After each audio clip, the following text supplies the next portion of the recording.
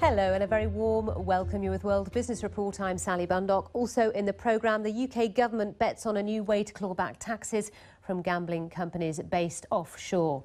We'll have the details. But first of all, it might be fair to say that Rome and Italy have seen better days. Europe's third biggest economy is in trouble and GDP figures out in the next few hours are expected to be negative again. Italian economic stagnation has raised questions over whether Prime Minister Matteo Renzi can meet his promise to cut spending while also boosting growth and halting the rise in unemployment.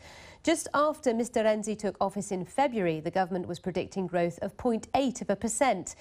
GDP is now expected to shrink by 0.4% this year, according to the latest European Commission forecasts. And all of this is compounding the fact the Italian economy has been stagnant since 2008, enduring 3 recessions since then.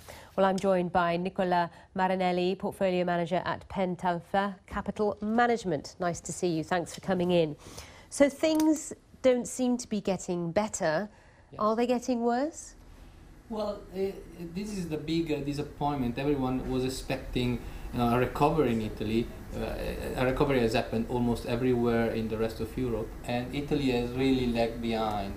We were, as you said, as you mentioned, we were expecting a growth this year, even if small, and now we are bracing for a 0.4, hoping that it's not even worse than that.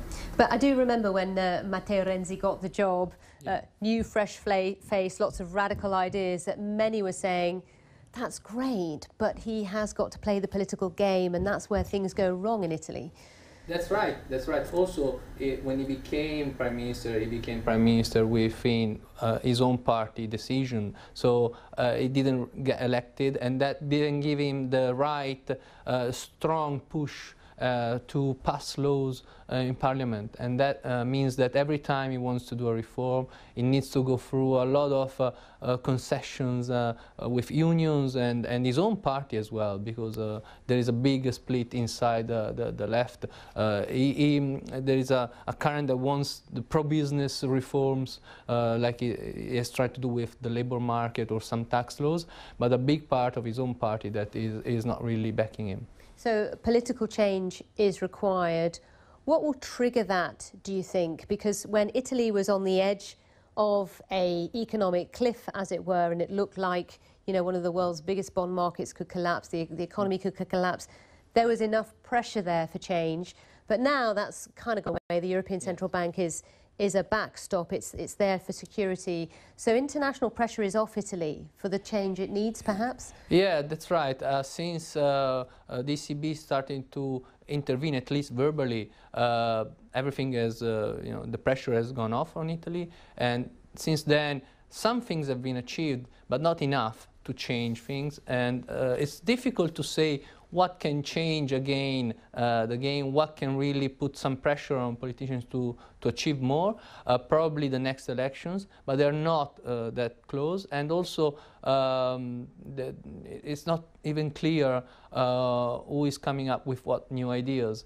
So I think Italy, for the time being, is just trying to get some leeway from the European Union to try to, have at least 3% of that deficit to GDP in order to have some fiscal policy to stimulate the economy, but is not having big results so far. Okay, we're not going to hold our breath for now. No. Nicola Marinelli, thank you for coming in. We really appreciate it. It's very interesting. And of course, when we get the numbers from Italy in an hour or so, we will update you.